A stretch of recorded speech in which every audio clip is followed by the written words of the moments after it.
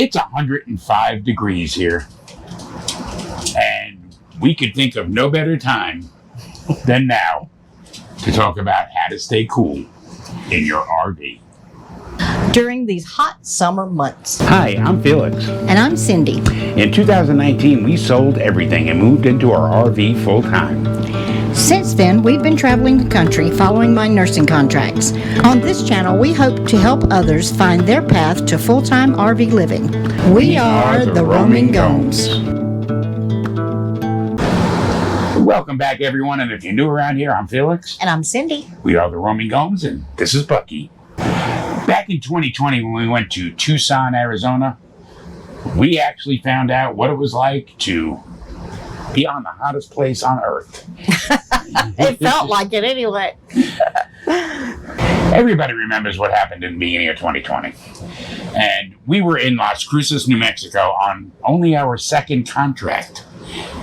We were as green as you get. New to RVing, new to travel nursing. It's very, very, very new to RVing. I mean, at least you had a little nursing experience under your belt. And we were all new to pandemics. Absolutely. And Cindy was working in Las Cruces, New Mexico at Memorial Hospital. And they made the decision that they were going to cancel all of the travel nurses' contracts. Which was crazy because they had a lot of travel nurses there, which left them shorthanded. They actually canceled all the contracts immediately one day during the middle of my shift. And they sent her a text. I've never been broken up with by text before. But they were panicking because of the pandemic. They had stopped all of their elective surgeries, and elective surgeries, if you don't know, are where hospitals get most of their money. Now, there was also a lot of misinformation being thrown around, and things like people were closing the state borders, that interstates were being closed down because of this, and so on and so forth. So we were in a panic. We needed to figure out a way to get a contract that was close. Yeah. We didn't want to do like an over cross-country thing because we didn't really know what the conditions were going to be for traveling. We didn't know if we were going to be able to go cross-country. Yeah. And we were just so blessed to be able to get a contract only 4 hours away from Las Cruces in Tucson, Arizona, in June of 2020. A big travel tip here, folks. Don't come to Arizona in the summertime. At least not southern Arizona where Tucson is. Right. It was toasty. Yeah.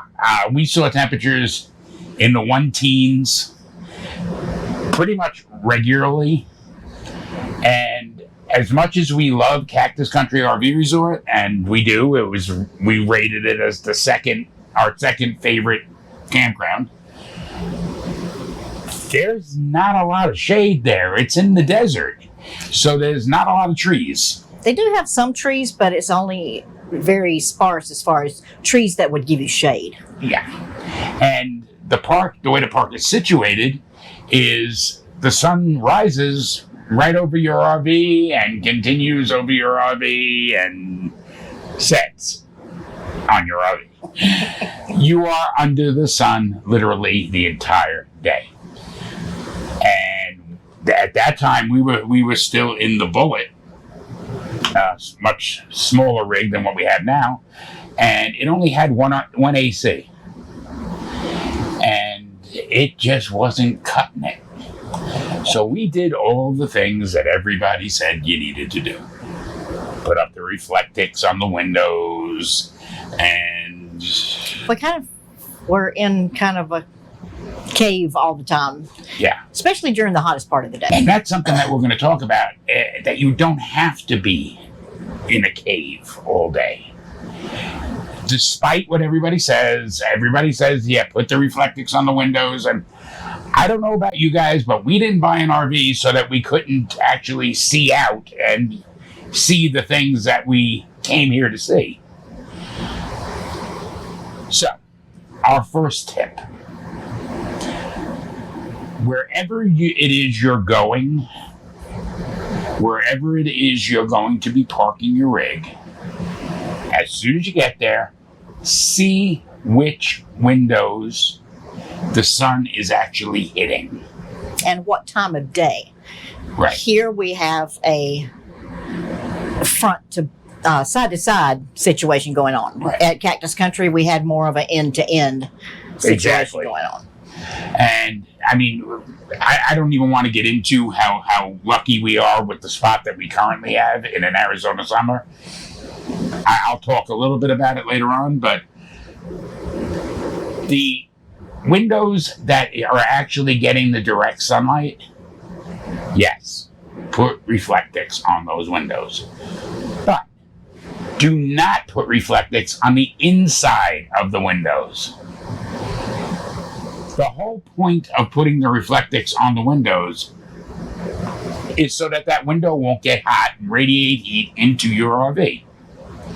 It's Reflectix. It's supposed to reflect the sun out. Exactly. Now, if you put it on the inside, what's going to happen? Your window is still going to get hot. Your window is still getting hit with the sun directly. And these metal frames that are around these windows will basically become blazing. And you're almost pulling the heat into the house. Exactly. And a little something you might think about. I don't want to get too technical or silly. Yeah. But you've got your window, you've got your Reflectix on the inside. What's happening? You're kind of double roasting your window. The sun's hitting it, it's reflecting, and it's coming back on the window again. Put it on the outside of the window so that the heat doesn't get to the window to begin with. And another little tip here, mount it with Velcro. So that maybe during the day, when the sun's not hitting it, you can pull it down and have some sunlight inside. And also, if you're moving from place to place, we tend to stay places 3 to 6 months. But people that move from one week to another or every couple of weeks, when you move to that new place, you're going to be oriented differently to the sun. So you don't want to have all of your windows covered, because then you may have sun coming in one side at this place, but you move to another place 2 weeks later and the sun's coming in this way. So if you've got Velcro out there, you have your strips out there, you can just take down and put up when you need to reflect the sun. And where you need to. Next thing. If at all possible, when you're going to an RV park, you're moving to a new park, try to get in a shady spot. I know that kind of sounds like a dumb thing to even say. Of course you're going to try to get in a shady spot. But, and I know a lot of people have signed on to Starlink, and that's going to affect your signal because you'll have a tree over your RV. But I think it's worth it to be able to have the shade. And that's where we can talk about this spot right here. We have this tree right over us. It's been amazing, the difference. Oh, yeah. I think this is the first summer we've actually had a shade tree over part of the rig, and it really makes a big difference in how much the air conditioner has to work to get us down to a comfortable temperature. And we actually saw that difference when we went from Tucson the first time in 2020 to Tifton, Georgia, which is also a blazing hot place. It's right on the Florida border, but we did have a tree in the spot, and my God, what a difference! Our air conditioner wasn't even running full time; it was actually cycling. But yeah, go for shade if you can get it. Now again, with the positioning that we have here, the sun is going from side to side. We're also fortunate in the fact that we can put our awning out and shade the one side of the RV as the sun rises. Actually, it gets to about 2:30. I can pull that awning in and it's already in shade because now we've got the tree in play. Take all of the vents off of your air conditioner vents. I couldn't believe the difference it made. I really didn't think. I thought people that design these things know what they're doing. Funny me. But when Felix took the vent covers off of the vents, it made a huge difference in how cool we could get it in here. And it's not, the vents are made to distribute the air, but to direct it, but it was blocking it. Exactly. Yeah. And especially these type of vents. A lot of people don't have the kind of air conditioning setup that we have. This is called, I think, a raceway setup, where both air conditioners, we have 2 air conditioners, both air conditioners feed each other through this connected ductwork. It's probably a horrible design, but what isn't on RVs? But the ones that don't have it and have the one unit, open that vent area on your unit. It basically dumps all the air into one area. It's not really distributed, but you'll find that makes a difference. Of course, we can't understate how important it is to maintain your air conditioners. You want to make sure your filters are changed on a regular basis, especially if you have animals. And it's a small place with people and animals if you have them, which is stirring up a lot of dust, hair, skin particles, all those things. Yeah. And so change your filters. We change ours monthly. Get up on your roof. Open your air conditioner cover. Clean off your coils. Keep your air conditioner running as efficiently as possible. Now, taking care of yourself, in addition to keeping the RV cool. Stay hydrated. Very important. And actually, I'm gonna let Cindy talk about this because she's the nurse.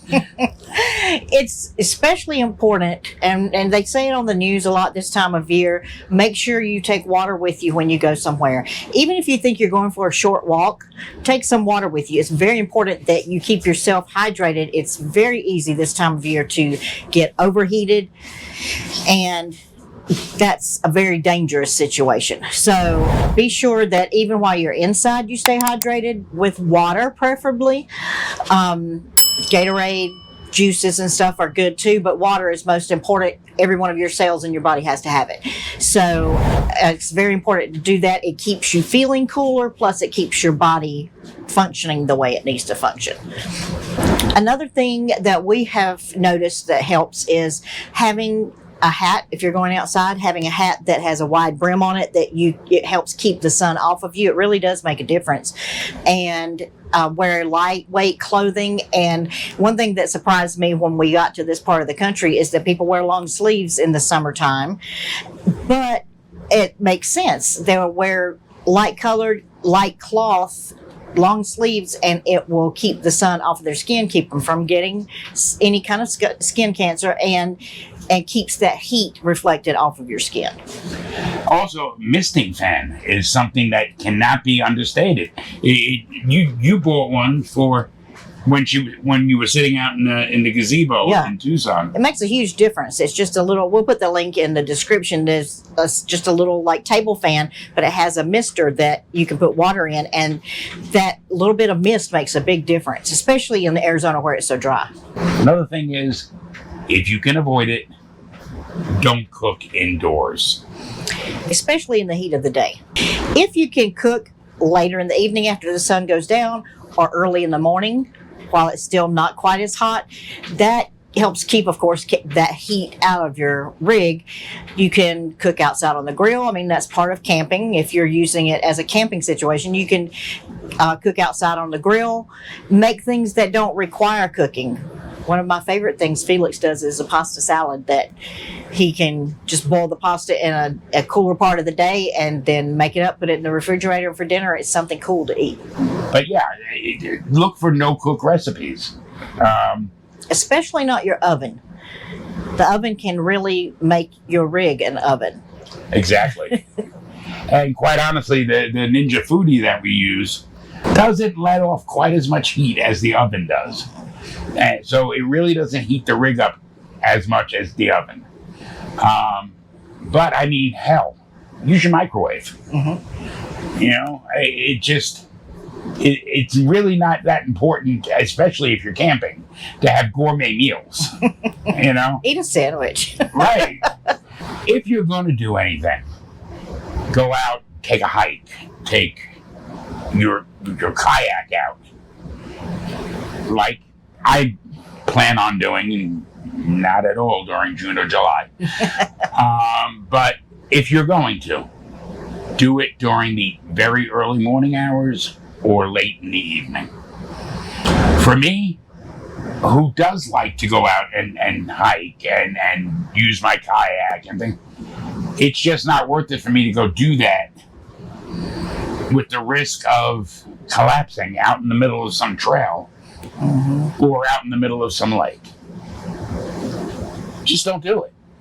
Just be smart. Use your common sense and enjoy what you can in the cooler parts of the day, and maybe just plan not to be in Arizona in the summertime. That's kind of another thing about trip planning. Your house is on wheels. Yeah. Don't be stupid like us. This year we did avoid Tucson in the summer, though. Yes, we did. It's not nearly as hot here as it was in Tucson. Oh, no, not at all. No. And, I mean, there's no place in Tucson you can go where you can find shade, because it is straight up desert. Here we have the shade. But that being said, think about your trip planning. If you're going to be doing some kind of long cross-country trek, don't be planning on coming to New Mexico or Arizona or Southern California. Even Southern Texas. Oh, Texas is the worst. Just make your planning that you're going to be right here. We could have gone to Flagstaff. And it's 81 degrees today, where it's 107, I think, was the high here today. And that's only an hour and a half away. It just didn't work out for her contract. But think about your planning, and especially if you're not full-timing and you're just out there recreationally going camping, make it recreational, make it fun. Avoid this kind of heat. Thanks for watching.